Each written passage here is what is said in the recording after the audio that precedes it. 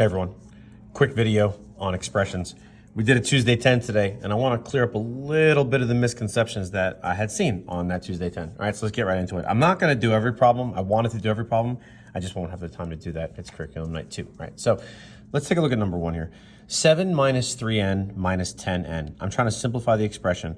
This 7 is a constant term. It's just a number, an integer. It doesn't have a variable behind it. I can't do anything with that 7. So I'm going to drop that 7 down, right?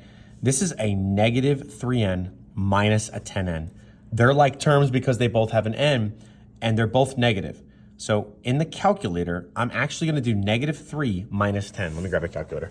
So when I do that in the calculator, it's going to give me a very specific answer, which is going to be correct if you enter it the right way. So let's go ahead and do that. So I'm entering this into the calculator exactly how it's written on the paper. Negative 3 minus 10. Minus 10. I am not doing another negative sign. I'm not doing another minus sign. That's just clearly what I'm going to put in the calculator. I got a negative 13. So this is 7 minus 13. And call it a day, game over, right? Okay.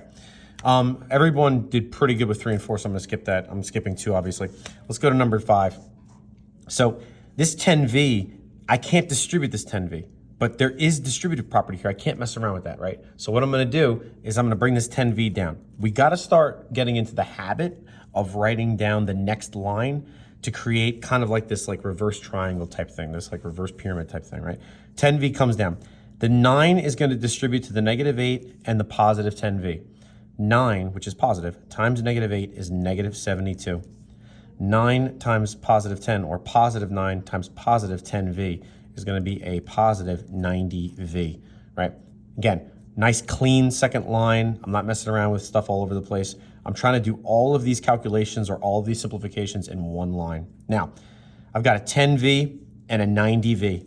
That's a positive and a positive. That is 100v. The 72 negative is the only thing left. That's it. That's my final answer, okay? Let's go to number 6, because a lot of people are getting number 6 wrong. And I know why. You're seeing an 8 minus 5, and you're saying, oh, that's 3. That's not 3. This 8 is not attached to this negative 5 because this negative 5 is attached to distributive property. PEMDAS says I've got to multiply before I add or subtract. This 8 has to come down. It has nothing to do with that negative 5. I know you want to do that subtraction because it's really close. It's right there. It's like, oh, yeah, this is a 3. It isn't. That's totally wrong, okay? This negative 5, this is a negative 5, is going to distribute to the r and to the positive 6. So let's do that. Negative 5 times r is negative 5r. Negative 5 times positive 6 is negative 30, right? Clean second line. This negative 5r, I can do nothing with it. There is no other term with an r, so I'm going to bring it down. Now in the calculator, I'm going to do 8 minus 30. This 8 is positive, this 30 is negative, so I'm going to go ahead and put that in the calculator. So I'm going to do 8 minus 30. I'm not introducing any other negative signs, no minus signs, nothing. That's a negative 22. Game over, right? There we go. All right. Okay. I'll do one of these and I'll skip this, but number 7 is just like number 6, really. You want to do 5 plus 7, but we can't do that. That 7 is attached to the distributive property. This 5 has to come down. Bring that down first. Okay. I can't do anything with the 5. Now this positive 7 is distributing to x and to 3. Positive 7 times x is positive 7x. See how I did that? Positive when I even said it. I wrote the plus, okay? Then 7 times 3, or positive 7 times positive 3 is positive 21. There is no other x term, so I'm bringing this 7x down. This is positive 5 plus 21, 26. Final answer there, okay? Now I'm gonna go ahead and do one of these. I'll do number 9. Double distributive. This is not an easy problem, but at the same time, if we do it in steps, it should end up being pretty clean. This is a negative 5, and it's gonna distribute to p and to positive 7. Negative 5 times p is negative 5p. Negative 5 times positive 7 is negative 35. Okay, now before I get to the second distributive, there's no parentheses anymore. Once we distribute a number or a thing inside parentheses, the parentheses go away. That's kind of the purpose of us distributing, so we don't have to deal with any parentheses anymore, okay? Now we're going to do this negative 7. We're going to multiply this negative 7 times the 5 and to the 9p, and yes, that is a negative 7. So negative 7 times 5 is negative 35. Negative 7 times 9p is negative 63p, okay? So now we got 4 terms. Let's circle the variable terms. And again, the sign that's to the left of the number belongs to that number.